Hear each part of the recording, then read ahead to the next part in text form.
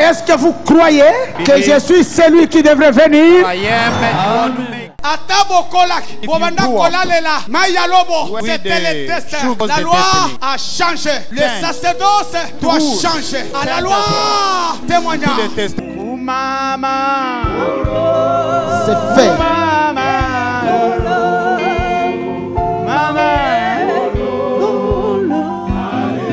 C'est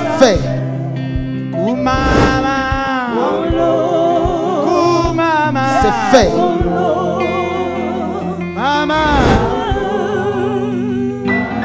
C'est fait. Yemba Ozana. Yemba Ozana yo yo. Ozana yo yo yo. Asifiwe. Wana. Asifiwe. Wana. Asifiwe. C'est fait. Ndeko papa, ndeko mama, ndeko elenge esika nyoso magazine na biso, magazine na bino, c'est fait écoute yo topesi yo mbote.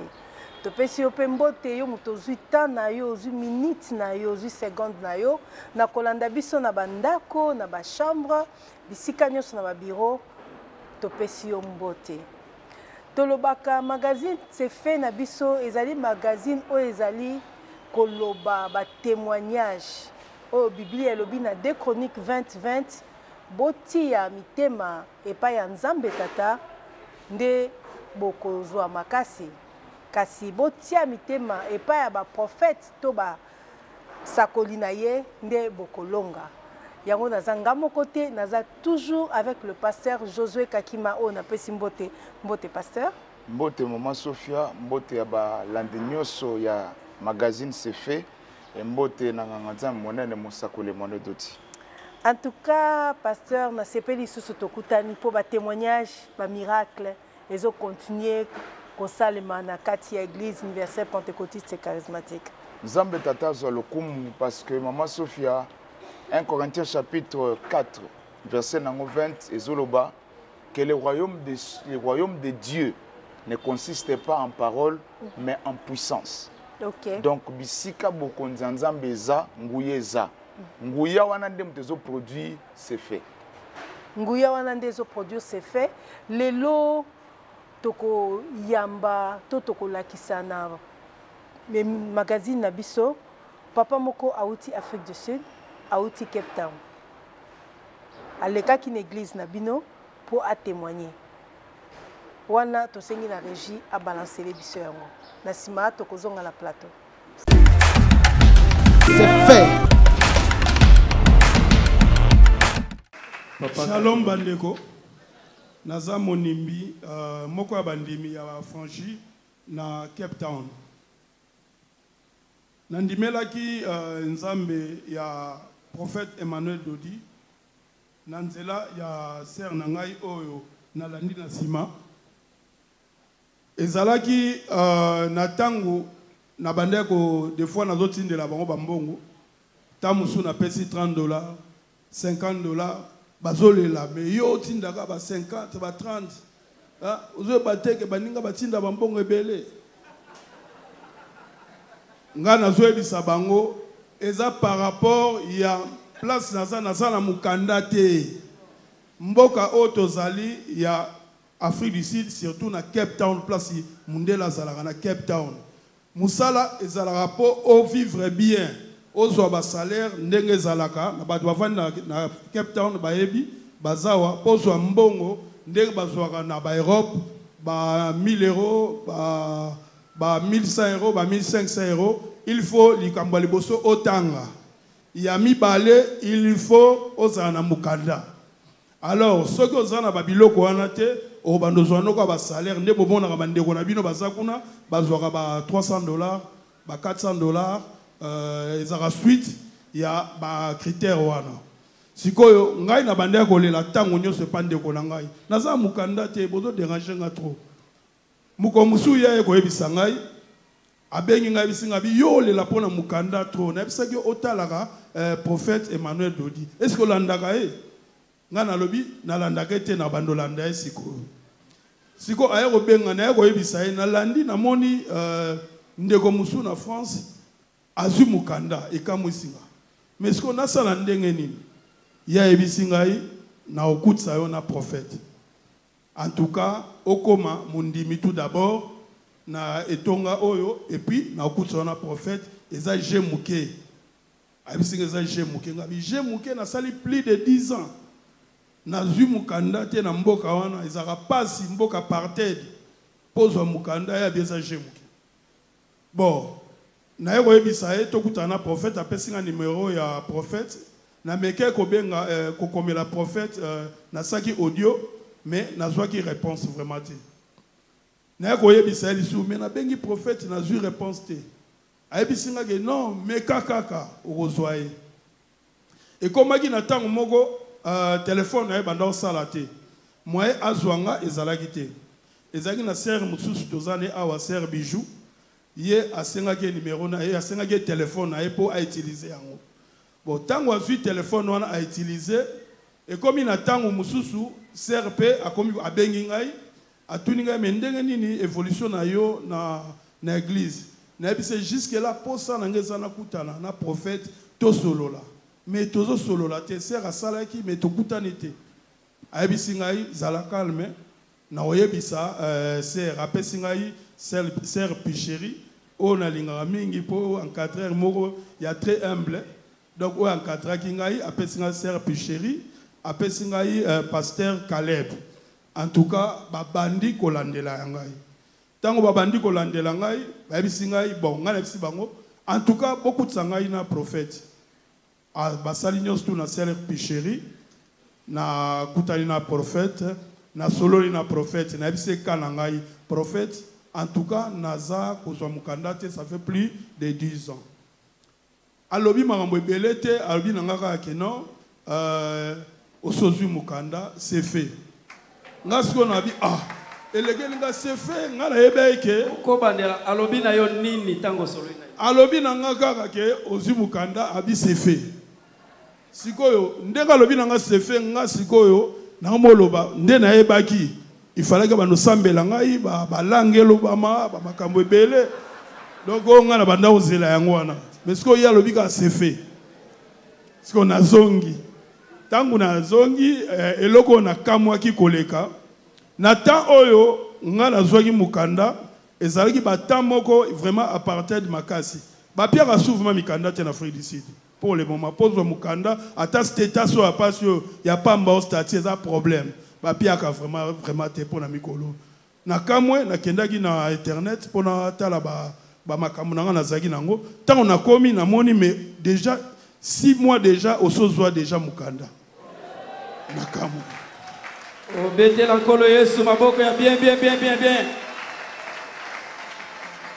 eloko ya 10 ans azu yango na mukolo yo en tout cas na bande ko ndima te na ko banganga bi ngavuma na zo mukanda téléphone a kende na source na uma face pour na confirmer tant on a kena komi ba komo kangela nga mais yo mukande se bima to benga yo oyamba téléphone te donc so so ja mukanda bandakala donc à partir ya wana réponse nango ezalaki tant on cérémonie tour ya mibale na tindeli biloko ezalaki je crois biloko à peu près à $3000 abandoka mo akamwe ndeno tindelinga biloko ebele boye na Afrique du Sud vraiment na Cape Town nga na yebise mais nazo mukanda makambo échanger olongwe na ba $30 na ba 50 mbala moko biloko ya 3000 na yebise parce que soko za na mukanda okobandozwa misala ya bien ba bando futa ba salaire ya bien en tout cas yango na yaki ko tombola nzambe na nga na bangaki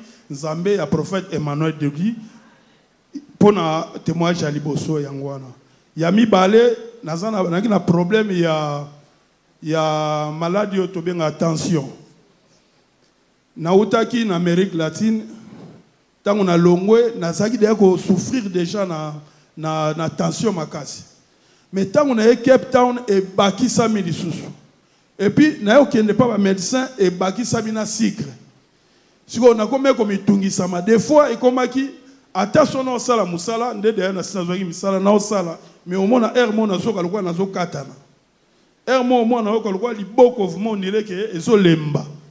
Na comme vraiment ko banga vraiment ko banga ngabi nzambi. Ndeni ni vraiment donc état ya boy na osuka wapi na ba maladie oyo nde toyokaka yango ya moto ya okata na boye donc ka boye vino pe bebi kamako.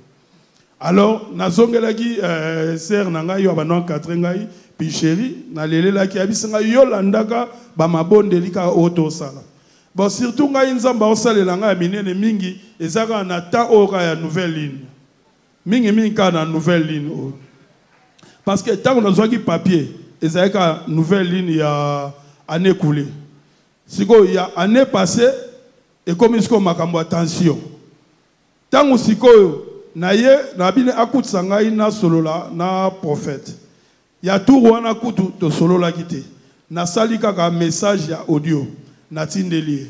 Na zongele pasteur na bina sœur na ngai Souza.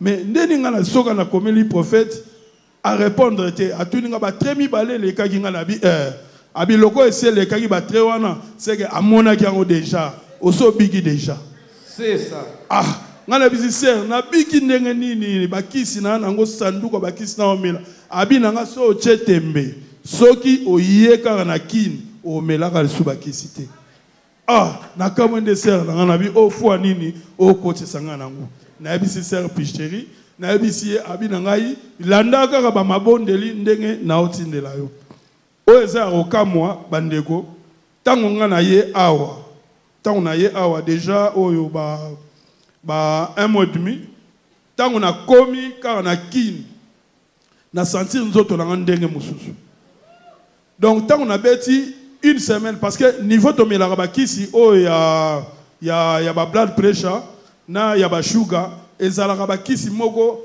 donc eza ba maladie chronique donc ozomela yango chaque jour tomela yango chaque jour so na meli yango te jour moko au moins sentir ma bien te mais tant on a niatia on a mon mageno première semaine na meli yango te pour na bien expérimenter bilo sert à lobaki na mon première semaine na meli yango te ngabi na mekano deuxième semaine na mon deuxième semaine na meli yango te Nathalie un mois koki mana moni magena komi kutu puissant makasi. Alléluia.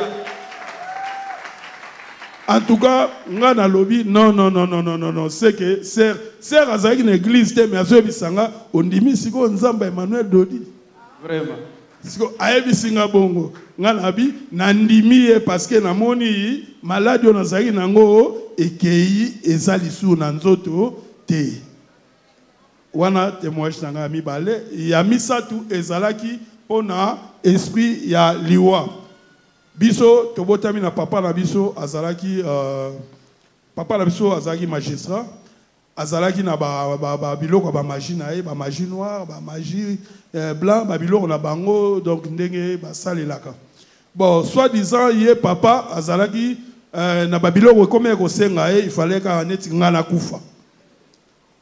Donc il faut qu'on ait kufa. Et bandaki premier tour tant on a zaki na Cape Town na kutani na prophète Moka Nanzela.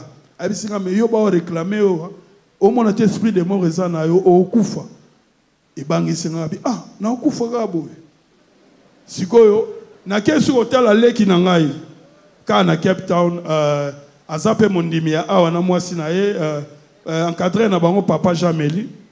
Donc na moni na kende kotala eta on a ye azanga na entourage na ye ya basel na nzambe pe na kuta na prophète mo pa kotala ye tant kanga na koti boya bi nga abi ba benga nga VH abi VH na mona vraiment que ozana liwa vumeza makasi kati na yo ozobunda ma partir ya papa en tout cas yo il faut kaka okufa kaka ngabi ndene komi deux fois na kuta na ona libanda na ena okuta nsepa na yo en tout cas na bengi bangi singa na bengi encadré nanga sœur pécherie na bengi ngabi mes sœurs siko babinga na okufa siko yo lobi nini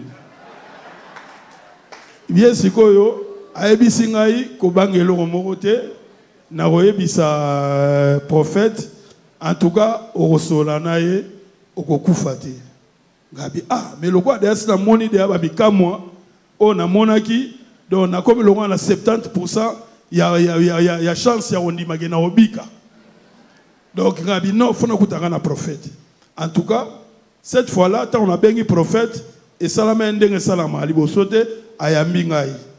Tant ayambi ngai na téléphone, na yebisi na bi papa. Na minute ba yebisi ngai papa na ngai na ba misala na ye alobi ke faut donc faut ka sacrifier nga faut na kufa.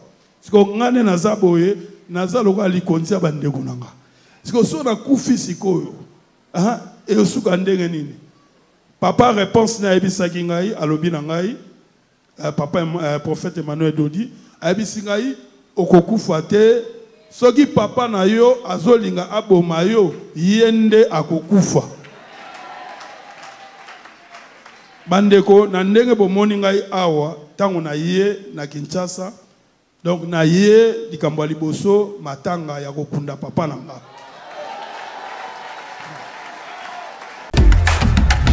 C'est fait. Merci Régie. Pasteur Josué Kakima. Oui, maman Sophia. Les miracles ont continué. La série continue. En tout cas, frère Oyo alobi kombo na ye Henri Kadima. Eza bon, maman Sophia. Auti wapi? Ndeko Henri Kadima auti Afrique du Sud. Ndenge ndeko oya témoignage na sida auti Afrique du Sud. OK. Wana zalaki ya sida pona koteli sabandeko nyos balande ke magazine c'est fait. Ezaka kaya guérison te. Magazine c'est fait. Ezali pe ma guérison. Magazine c'est fait. Eza Musala. Magazine c'est fait. Eza Mukanda. Magazine c'est fait. Eza na ba domaine ebele. Et ndeko oyo Henri Kadima azo témoigner. Azo témoigner pona nini? Pona Mukanda. Azwaki. Et puis en plus, a témoigné pour la délivrance yaliwa. Nde bandeko ba otiko landa. Donc on na auteur koloba que 1 Corinthiens chapitre 4 verset 20 zoloba que le royaume de Dieu ne consiste pas en parole mais en puissance. Et si quand vous y ezali bilembo faut talisama. Maman Sophia. Oui, pasteur. Okomona na bateau Jean-Baptiste atindaki. Et pas un kolo Yesu. Batu na ceux qui ezali ye te sengeli bazela mutu mususu. Yesu alabi na bango sur place à Bikisi, à Kangoli. Alabi allez dire à Jean ce que vous voyez et entendez. Les paralytiques marchent, les sourds entendent, la bonne nouvelle est annoncée. Donc bokondi ya Nzambe ezoya na nguya et nguya wana ndezobota bikamu. Nguya wana ezo continuer kolanda partie ya mboka mboka ebele.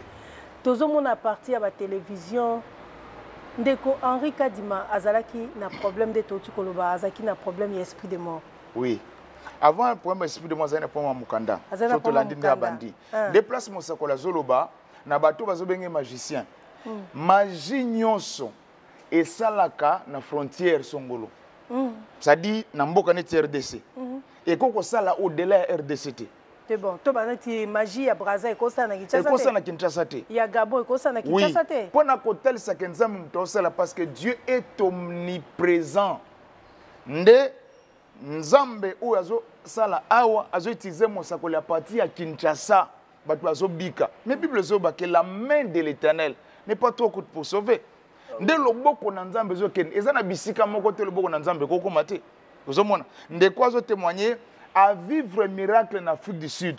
Mais lobby au-delà de témoigner dans la télévision, parce que maman Sophia, oui, pourquoi tu faut témoigner?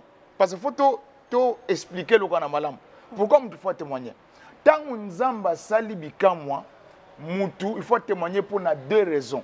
D'abord, il y a liboso sali kozongi sa matondi. Oui, bien que l'église autour na bonne manière. Bonne manière, il faut que le merci.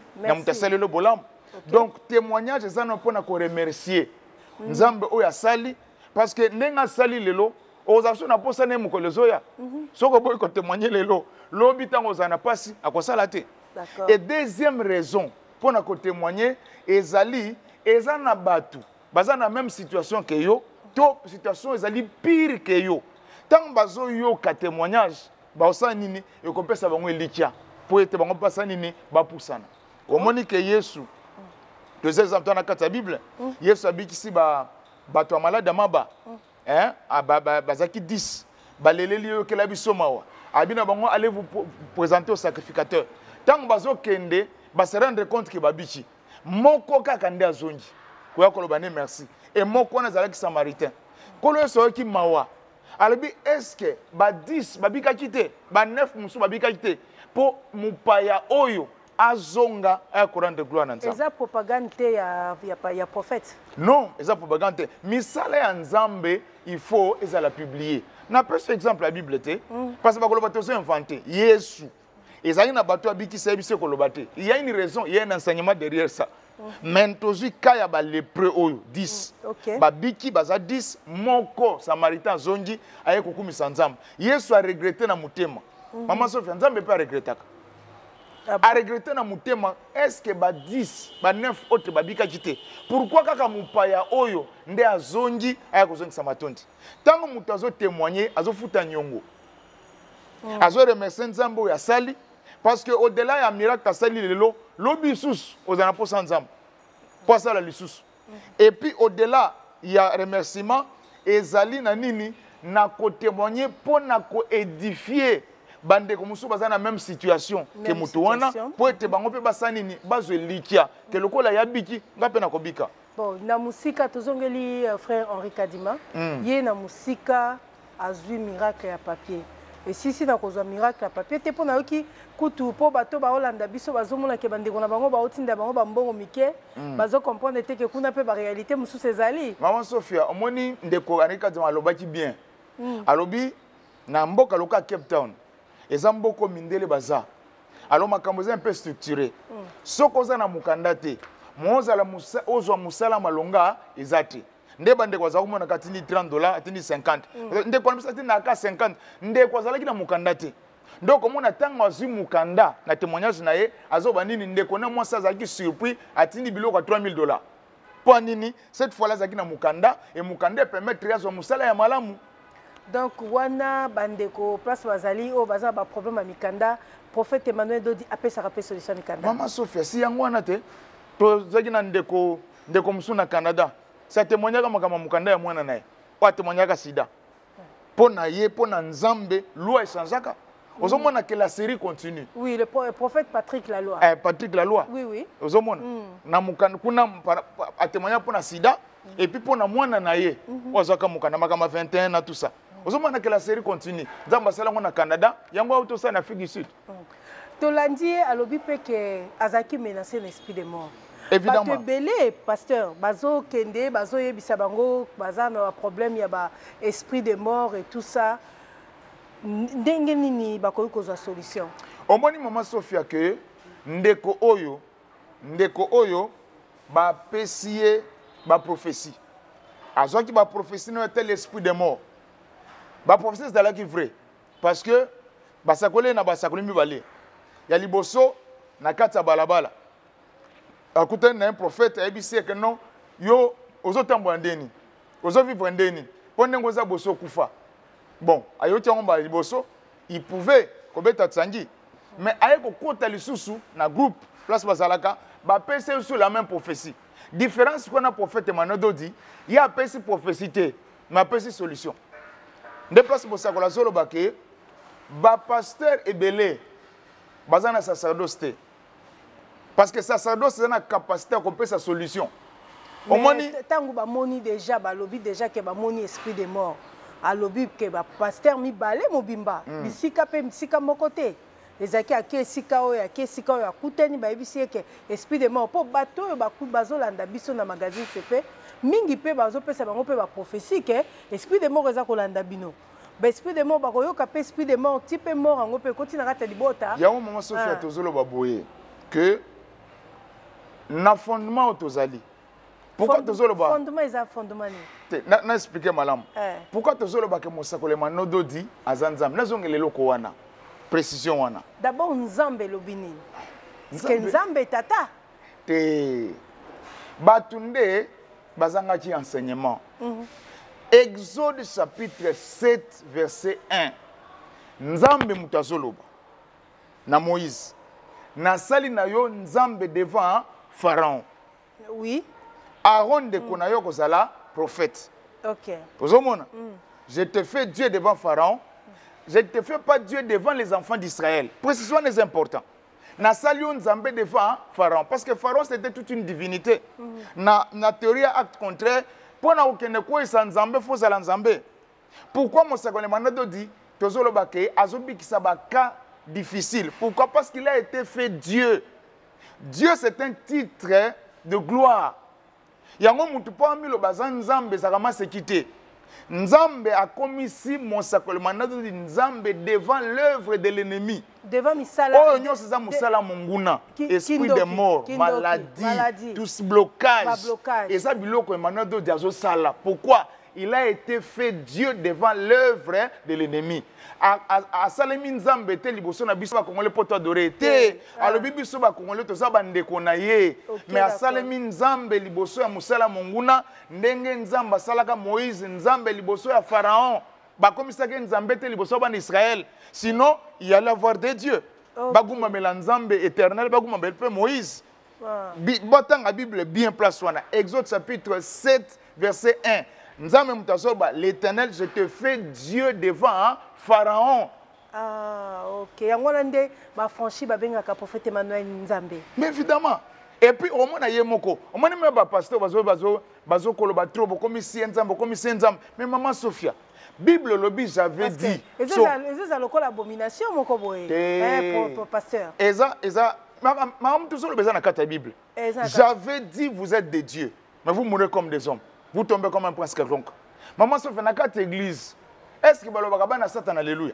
Ah te ndenge ni bakolo bana Satan. Tolobaka bana Nzamba alléluia. Mais moi na Nzamba sanani. Moi na lion za lion.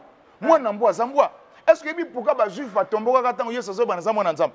Parce que les juifs bayebi ke mutu aza mwana nzamba za nzambe. Ozo mwana. Na batu bayebi ke so balobi mwana mbwa za mbwa, mwana nkoya za nkoya muke. Pourquoi siko tozo le temps babi Mosako le mando de za nzambe comme choquer batu. Est-ce que tozaka na église ozi microbe oyibana Satan alléluia. Tolobaka bana nzamba alléluia te. Mais mwana nzamba za nani? Donc, on connaissance des angachi. Quand c'était un moment Sophia, tous ceux qui t'ont pas comprendre. Moi, je ne peux pas comprendre. Beaucoup de Jean chapitre 10, verset 34. Yesu mutazoloba. Alabi soki babenga ki nzambe, bato bazoyo kaliloba. Muto yo nzamba sanctifié. Bozo bana asumuki parce que la besoin mona nzamba. Nazolo bana makomi, nazali bana makomi te. Donc c'est que problème mon côté est difficile pour ça prophète Emmanuel. Dans la Bible so ba kenzamba zanzamba banzambe. Ezaka banzambe te banganga te. Te po banganga pe baza banzambe. Na lobaki na émission passée que na mukilinde toza boye, toza na 5 types ya bato. Toza na mutu nyama. Toza na mutu molimo. Ya mibale. Toza na mutu nkolo. Troisième. Hein? Oui. Mutu nyama, mutu nsunyi. Deuxième. Homme charnel, mutu molimo, mutu nkolo, na mutu nzambe. Il y a des hommes Dieu.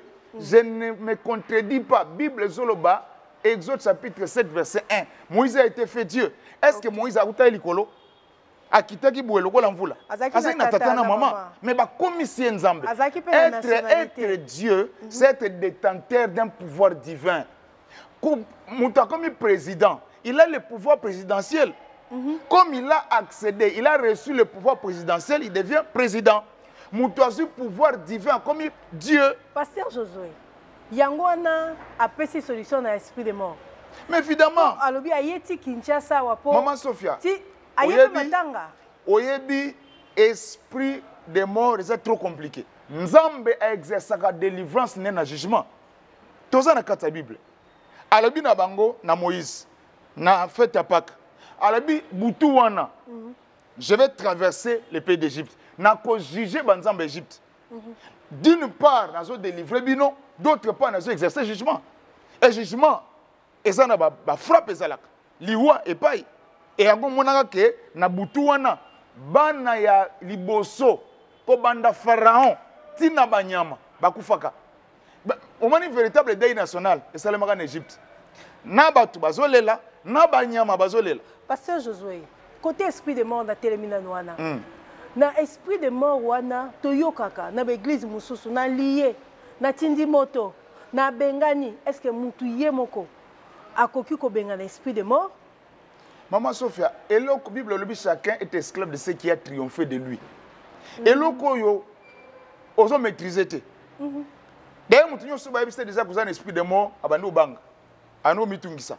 Et puis ba comme yana niveau monsieur komaka yo moko pe na o senti. Ozolota pe bandoto. Osali ba prière na yo tout ça, mozolota. Ozana ba bakufa. Ozomon. Batuna bino o ba bakufa kala kuma lota bango, ozana bango tout ça. Et ezo senga ke nguya mususu eya pour que nous na kata likamwana. Esprit de moza mulimu ya compliqué.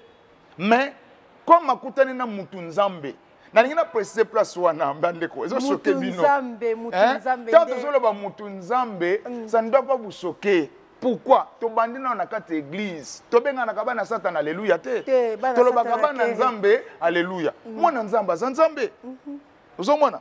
Le prophète Emmanuel Dodi a reçu le pouvoir divin. Voilà pourquoi il est un Dieu. Il n'est pas Dieu pour se faire adorer par des Congolais. J'ai été fait Dieu devant l'œuvre de l'ennemi. Devant la succession et un miracle. Et puis, Maman Sophia, n'a pas cette place. Miracle à distance. Emmanuel a un pouvoir divin, il opère à distance. Azana Kinshasa na limité 6e révolution. Azo la déclaration Moutouazana Belgique a un miracle. Oh, il y a en Afrique du Sud. Oh, il y a en Afrique du Sud. Nous avons. Dès qu'on a Nzambe, pourquoi? Parce que la Bible Zoloba, la main de l'Éternel n'est pas trop courte pour sauver. Le bon Nzambe est limité na frontière. En tout cas, tozo comme akoshité na magazine na biso. Bato nyoso baza kolanda biso ba oyo baza menacé na esprit de mort. Okoyebisa bangoni. Bato baza menacé na esprit de mort, toyebisa bango ba ya. Parce que il y a déjà un exemple, il y a ndeko Henri Kadima. Ozomona ke azalaki musika ayokaki ba prophétie, maintenant akutana mosakoli a pese liloba, c'est fait. Donc bandeko baza menacé par l'esprit de mort. Baya déjà elembo zali baya kokutana mosakoli Emmanuel Dodi e bakobika baya kokutana bakokangolama mosakoli Emmanuel Dodi bakobika mais tozomona ke feti moko ezobanda kala mingi te. Oui maman Sophia, parmi biloko mosakoli na yango ayena ba fête de l'Éternel. Oyo batebele bazaya kobenga ba fête ya bayuda, ba fête ancien testament, banteke. Babenga ba fête ancien testament alors qu'un koloyo solobi je ne suis pas venu abolir la loi ou les prophètes, mais je suis venu l'accomplir. Et du reste, un coloyer c'est un célébrer la fête. Toujours exemple, il y a paralytique à 38 ans, où il y a Bikaki. C'était pendant la fête, non? Et Zalaki Mukolo ya Saba, Ange Zalaki Kokitani Ngisamai, Mutazako Koya Mutaliboso, Azako Bika. Comme Zalaki fête Zalaki férié, Mutasala Kate. Ange peut être aussi fête. Moi, qui t'a asa les athées. Mais le col en colo, c'est qui maître du sabbat.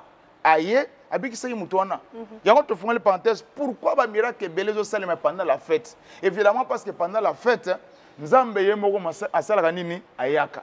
Mais coloniaux to sambelaka, bisonde, tokendake pas ensemble. Pour présenter le problème. Mais lors des fêtes de l'Éternel, yende ayaka pas inabiso. Oh, ouais, puis ils ont salama ya munene ko salama na mboka oya Kinshasa. Ndemi kolozo ya liboso na biso. Du 28 mai au 16 juillet, pendant 50 jours, nous avons fait la moisson. Nous avons inventé un côté. C'est dans la Bible. Et bien, nous avons fait la moisson, et bien, nous avons fait des semaines. Parce que ça 7 semaines et 50 jours. Matéa et côté, vous comprendre pourquoi 50 jours, pourquoi 7 semaines. Et ça, c'est dans la 50 jours, on a collé à te comme la tête. 50 jours, nous avons jeûné prière. 50 jours.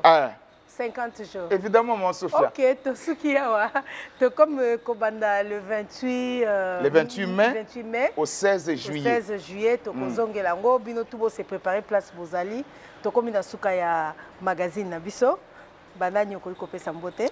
Merci maman Sophia, mbote liboso ezali na koza adresser na nganzame monene oyo afungoli biso miso ba ekaye koyi ayena enseignement. Oyo ezali koningisa ba conscience ezali koningisa milimo na bato et puis oyo aye na magazine oyo soki nga na tozali na magazine oyo c'est fait ezali mosala ya ezali kosala biso tozali ko promouvoir yango donc mbote nazopesa na corps sacerdotal nyonso na église universelle pentecôtiste charismatique na pesi corps sacerdotal nyonso mbote mosakole manado mbote yo moko pe mbote bandeko ya chambre haute nyonso mbote zambe tata pambola bino kuna pe bozaka na chambre haute OK tokomi na suka ya magazine na biso c'est fait ya mokona lelo toko continuer wana na pesi production AIPC wana na sima caméra tomoni Osé na sima caméra tomoni petit fils na montage tomoni Pius et puis na réalisation tomoni Christian Sakanano pona lelo tosuki awa c'est fait qu'on continue à suivre ciao. Est-ce que vous croyez que je suis celui qui devrait venir? Atabo Kolak, Bobanda Kolalela, Mayalobo, c'était le test. La loi a changé. Le sacerdoce doit changer. À la loi, témoignage. C'est fait. C'est fait.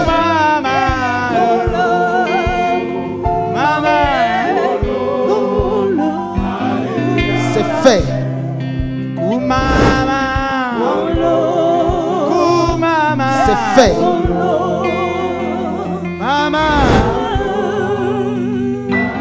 C'est fait. Yemba Ozana. Yemba Ozana yo yo. Ozana yo yo yo. Asifiwe. Wana. Asifiwe. Wana. Asifiwe. C'est fait.